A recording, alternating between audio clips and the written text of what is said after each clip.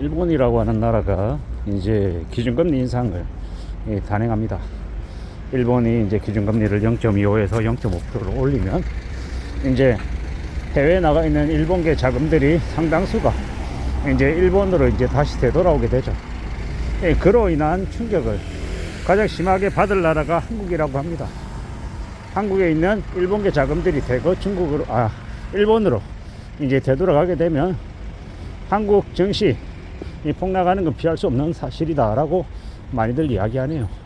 지금 원달러율이 뭐 927원, 930원, 935원, 940원 막 이러고 있는데, 불과 작년 이맘때만 해도 800원 중반대, 850원 막 이렇게 얘기할 때도 있었으니까 그때와 비교하면 격세지감인 것 같습니다. 일본이라고 하는 나라가 2025년에 기준금리를 0.75%, 1%까지 올릴 수 있다라는 이야기도 계속 나옵니다. 누가 그런 얘기를 하더라고요. 일본의 기준금리 인상, 미국의 기준금리 인상이 무서운 게 아니라 일본의 기준금리 인상이 매우 두렵다고, 한국한테는 엄청난 충격이 닥칠 수밖에 없다라고 이야기한답니다. 일본이 금리를 인상해서 일본계 자금이 한국에서 대거 빠져나가면 한국 증시 대개 이제 내려가게 되고, 그러면 이제 미국에 있는 이제 뭐 사모펀드 애들 돈 모아가지고 한국에 있는 이제 알짜 기업들 헐값에 주워 담는 그런 하케다카가 벌어진다고 합니다.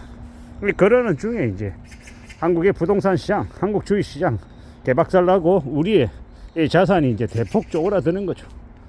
결국 이제 한국이라고 하는 나라가 이 수술당하는 양털깎이 신세로 전락당한다라고 보면 맞을 것 같습니다. 꽤 충격적인 이야기들이죠.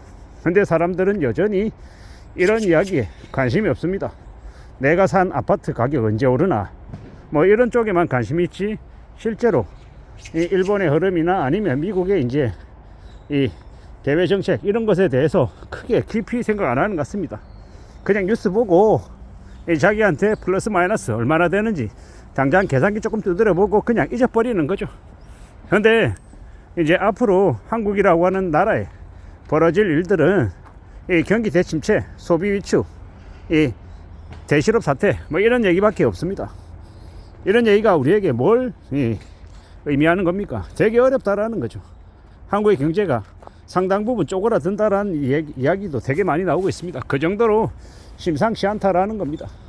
이런 힘들고 어려운 시국에 우리가 어떻게 살아가야 되겠습니까? 어떤 삶의 태도를 지녀야 될까?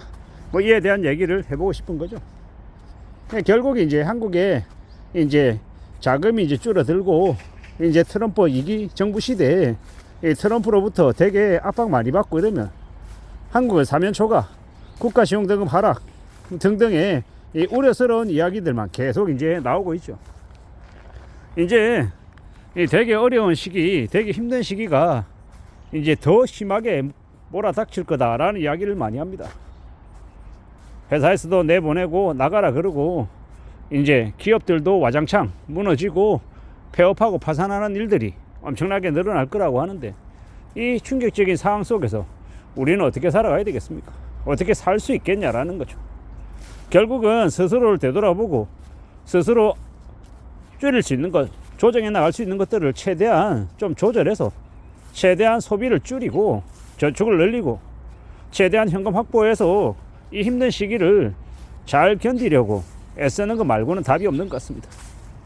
이때까지 하던 대로 계속 해오다 보면 이제 못 살아나는 거죠. 생존할 수 없는 거죠. 그냥 망한다라는 겁니다. 지금 점점 사람들이 소비를 안 하는 이유가 무리하게 빚을 진 그 빚에 대한 이자를 갚느라고 쓸 돈이 없다라고 얘기하죠. 그만큼 상황이 안 좋아서 뭐 생활 안정 지금 기금이니 뭐니 이러면서 파주도 10만 원 준다 그러고 뭐 어디도 10만 원 준다 그러고 뭐 자꾸 그러고 있던데, 우리는 잘 생각해 볼 필요가 있습니다. 지금 우리가 어떤 이 스탠스를 취해야 될지에 대해서 잘 궁리해야 된다라는 것을 말씀드리고 싶은 겁니다. 살아가는 게 결코 녹록지 않은데 어딘가에 파랑새가 있고 어딘가에 대박칠 성공 기회가 있다, 이런 말에 아예 그냥 귀 기울이면 안 됩니다. 과거의 영광, 과거에 잘 나갔던 거 그때를 떠올리면서 다시 재현해 보겠다 이러면 되게 힘들어지는 겁니다. 과거는 잊어버리고 지금 앞으로 우리에게 놓여져 있는 사항들을 어떻게 해결해 나갈지, 어떻게 대처할지에 대해서 좀 더 관심 가지고 움직여야 되겠습니다. 그래야 생존할 수 있고 그래야 살아남을 수 있다는 이야기를 하고 싶은 겁니다. 지금은 매우 어려운 시기입니다.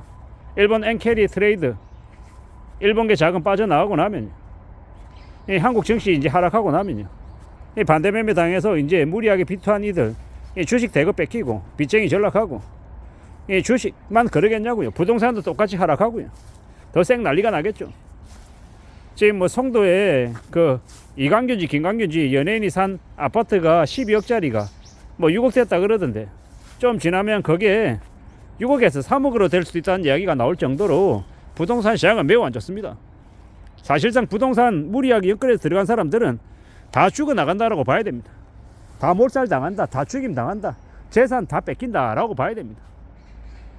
그런 시기가 한 2년 3년 4년 걸리겠죠. 그러고 난 이후에 이 연끌들이 이제 다 박살나고 다 뺏기고 나면 시체로 낭자하게 피 흘리면서 쓰러지면 한참 지난 다음에 넝마주이처럼 이제 그들이 입고 있는 옷, 뭐 금부치 이런 것들 주워 담겠죠. 그렇게 아마 잡아먹게 할 것 같다라는 겁니다. 지금 뭐 미국 정시 투자해야 된다, 미국 달러 사야 된다, 금 사야 된다 라고 얘기하는 이들도 되게 많은데, 그런 들 전부 다 사기꾼들이죠. 쓰레기들입니다. 그렇게 좋으면 지가 다 해야지. 근데 현실은 그들은 더 영리해서 그런 거 안 합니다. 남들 부추기기만 하고 옆에서 그거 하라 그러고 영업하리 해가지고 수수료나 챙길 생각하지, 자신들은 더 똑똑해서 절대 그런 짓거리 안 합니다. 그들이 몰라서 그걸 추천하는 게 아니라 너무도 잘 알면서 일부러 부추기는 거죠. 그런 악인들이 너무 많은 게 지금의 이 시대입니다. 일본이 기준금리 인상하고 그 이후에 또 하고 또 하면 한국에 닥칠 쓰나미 같은 충격이 얼마나 큰지 모르는 거죠. 그들은 1997년 IMF 때 무수히 많은 기업들이 망했잖아요. 대우가 무너지고 한보가 무너지고 뭐 속수무책으로 큰 기업들이 많이 망가졌습니다. 이번에도 똑같은 일들이 재현되는 거죠. 그리고 그때 또 한개닥가들 외국계 자금 들어와가지고 한국의 알짜 자산들 대거 이제 가져가는 거죠. 그러면 점점 한국에 사는 사람들은 더 이제 힘들게 살고 더 이제 굴욕적인 되게 힘겨워진 삶을 이제 감수하며 살아가야 되는 거죠. 참 서글프고 안타깝고 답답할 뿐입니다. 이 힘든 시국에 우리가 어떻게 살아가야 되겠냐라는 겁니다. 어떻게 안전하게 살지를 잘 궁리해야 될 것 같습니다. 그렇게 안전하게 살 각오를 해야, 생겨내야 다음을 기약할 수 있을 것 같습니다. 이상입니다.